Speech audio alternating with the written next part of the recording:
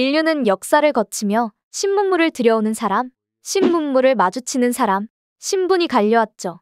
그리고 그런 일들은 지금도 심심치 않게 일어나고 있습니다. 지구 반대편 어느 마을에 한국인 아저씨가 새로 정착을 하셨다는데요. 이 동네에서는 K-팝 열풍이 아니라 K-아저씨 열풍이 불고 있다고 합니다.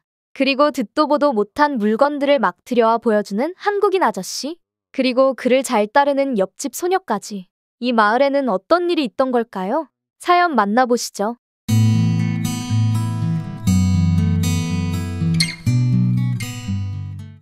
안녕하세요. 오늘은 저희 동네에 사시는 창수 아저씨 덕분에 일어난 일들이 있습니다. 창수 아저씨는 한국에서 오랜 기간 사업을 하시다가 이제는 은퇴하고 휴양차 아르헨티나로 와서 살고 계십니다.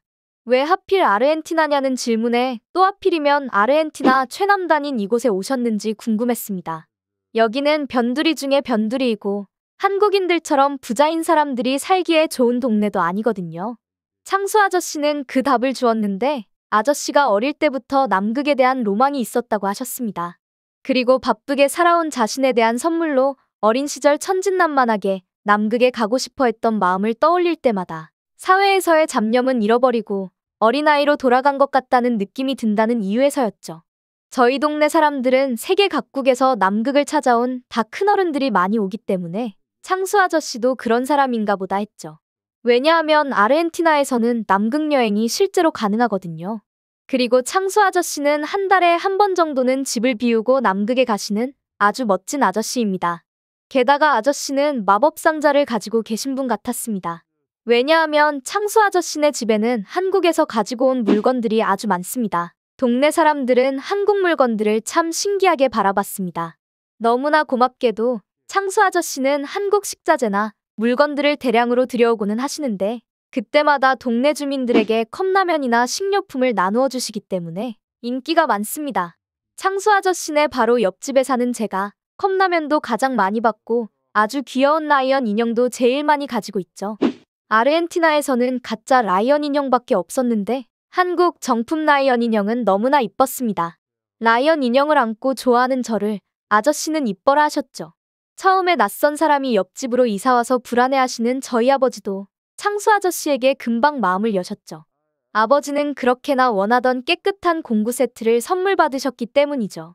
예전에 제가 강아지 키운다고 아버지께 조른 일이 있었는데 아버지는 집에 강아지 데리고 오기만 해봐라 가만히 안 둔다고 해놓으시고는 막상 강아지를 데리고 오니까 귀여워서 어쩔 줄 몰라 하던 그 모습 그대로 한국 사람이 여기에 왜 와서 살아? 수상한 사람 아니야? 하시다가 아저씨한테 공구 세트 선물 받으시고는 강아지를 귀여워하던 그 모습보다 더 활짝 웃으셨죠. 아직 18살인 제가 볼 때 어른이 되었다고 해도 마음은 아이 때랑 똑같은 게 아닐까 생각이 드네요. 그리고 저희 집은 창수 아저씨의 옆집이라는 아주 특별한 지위에 있기 때문에 동네에서 창수 아저씨와 저희 집만 가지고 있는 특별한 물건이 있습니다. 영어로 게이트맨이라고 적혀 있던데 이게 이 물건의 이름인지 회사 이름인지는 모르겠지만 더 이상 현관문에 열쇠를 넣고 돌려 열지 않아도 되었습니다. 창수 아저씨가 공구 상자를 가지고 와서 한참을 뚝딱뚝딱 하더니 열쇠 구멍이 있어야 할 자리에 듬직한 쇳덩이가 붙어 있었습니다. 그 물건은 6자리 비밀번호랑 별표만 누르면 문이 열리고요. 그리고 잠글 때는 혼자 알아서 잠궈버리니까 얼마나 편리한지 모르겠습니다. 그리고 이 신기한 물건은 온 동네에 소문이 나서 남녀노소 모든 동네 사람들이 한 번씩 구경을 왔습니다. 그 뒤로도 괜히 찾아와서 문을 두들겨서 게이트맨이 작동하는 장면을 구경한다던가 어떤 사람은 집에 들어갈 때마다 돈을 내고 결제해야 되는 거냐며 카드 결제 단말기처럼 생겼다며 주변 사람들을 웃음바다로 만든 사람도 있었죠. 그 뒤로도 시도 때도 없이 동네 아이들이 와서 번호키를 눌러대느라 한동안은 아주 귀찮았습니다. 그래도 집에 들어오고 나갈 때마다 웅장하게 박혀있는 게이트맨이 참 든든했습니다. 무엇보다도 열쇠 자물쇠와는 비교가 안 될 정도로 튼튼했죠. 마치 미국 영화에서나 보던 금고를 열 때 넘어야 할 관문처럼 보였죠. 심지어 그런 웅장한 물건이 건전지만 갈아 끼워주면 되기 때문에 열쇠를 하나 잃어버려서 다시 만드는 것보다 유지 비용이 더 저렴했습니다. 저희 집 게이트맨을 구경해보고 만져본 동네 사람들은 창수 아저씨한테 이 게이트맨을 좀 더 구해줄 수 없냐고 하죠. 창수 아저씨는 다음 배로 물건이 들어올 때 주문을 넣어보겠다며 그래도 나름 비싼 물건이라 많이는 못 가져온다고 하셔서 많은 사람들이 아쉬워했습니다. 그도 그럴 것이 가격을 들어보니 아르헨티나 사람들의 일반적인 월급의 거의 절반 정도 되는 아주 비싼 가격이기도 했으니까요. 공구 세트에 이어서 게이트맨을 선물 받고 신이 난 아버지는 월급날에 맞춰서 창수 아저씨께 양고기 20kg을 선물해 주셨죠.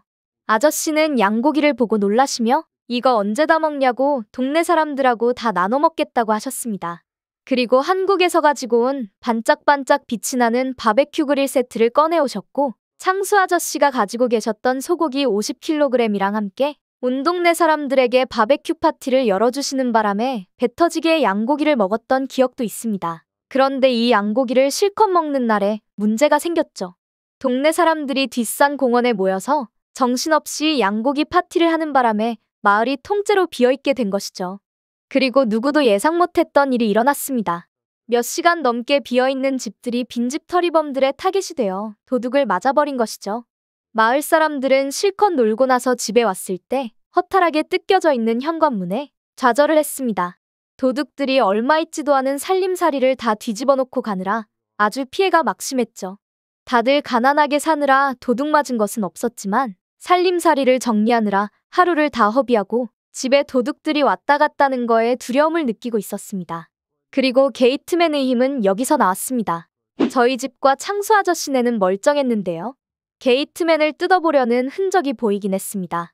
금속으로 된 게이트맨이 상처가 나 있었지만 결국 침입을 허락해주지 않았죠. 열쇠 방식의 자물쇠도 금속으로 만들어졌지만 그 잠금 장치의 크기가 매우 작죠. 힘센 사람이 일자 드라이버를 문과 잠금 장치의 틈 사이에 집어넣어서 힘껏 잡아당기면 충분히 부숴버리고 현관문을 열 수 있죠. 게이트맨은 그깟 일자 드라이버 따위에 무너지지 않았습니다. 그리고 집안에는 아버지가 3년간 적금을 모아두신 돈을 은행에서 찾아와 보관하고 있던 상황이었죠. 다음 달에 중고차를 사려고 준비해놨던 돈인데 하마터면 차를 장만하려는 저희 집의 꿈이 산산조각 날 뻔했죠.